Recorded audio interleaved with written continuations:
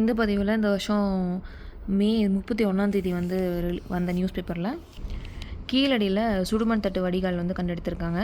So இதுக்கு முன்னாடியும் நமக்கு தட்டெல்லாம் கிடச்சிருக்கு, ஆனால் இது வந்து ஒரு முழு தட்டை நமக்கு கிடச்சிருக்கு. ஸோ அதை தான் நியூஸில் சொல்லியிருக்காங்க. கீழடியில் நடந்து வரும் 11ஆம் கட்ட அகழாய்வில் சுடுமணால் செய்யப்பட்ட தட்டு மற்றும் வடிகால் அமைப்பு கண்டறியப்பட்டுள்ளது. சிவகங்கை மாவட்டம் கீழடியில் 11ஆம் கட்ட அகழாய்வு மார்ச் 18 முதல் கஜேந்திரன் என்பவர் நிலத்தில் நடந்து வருகிறது. இதுவரை 7 குழிகள் தோண்டப்பட்டு சாயக்கிண்ணங்கள், சுடுமண் பானைகள், பாசிகள், தக்கழி, சுடுமண் குழாய் உள்ளிட்ட பொருட்கள் கண்டறியப்பட்டுள்ளன. தற்போது முதலாவதாக தோண்டப்பட்ட குழியில் 2 மீட்டர் ஆழத்தில் செங்கல் கட்டுமானம் கண்டறியப்பட்டது. இதற்கு அருகில் 3.5 மீட்டர் நீளத்தில் வடிகால் அமைப்பு கண்டறியப்பட்டுள்ளது.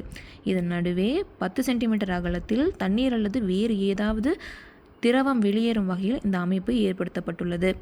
இதுவரை வடிகால் அமைப்புகள் கண்டறியப்பட்டாலும் முதலாக குறுகிய அளவிலான வடிகால் அமைப்பு தற்போதுதான் கண்டறியப்பட்டுள்ளது. அகரம், கொந்தகை, கீழடி ஆகிய இடங்களில் நடந்த அகழாய்வில் சேதமடைந்த நிலையில் சுடுமண் தட்டுகள் கண்டறியப்பட்டன. ஆனால் தற்போது முழு அளவிலான சுடுமண் தட்டு வெளிப்பட்டுள்ளது. வடிகால் அமைப்பிற்கு சற்று மேலே இந்த சுடுமண் தட்டு பாதி அளவில் வெளியே தெரிய வந்துள்ளது.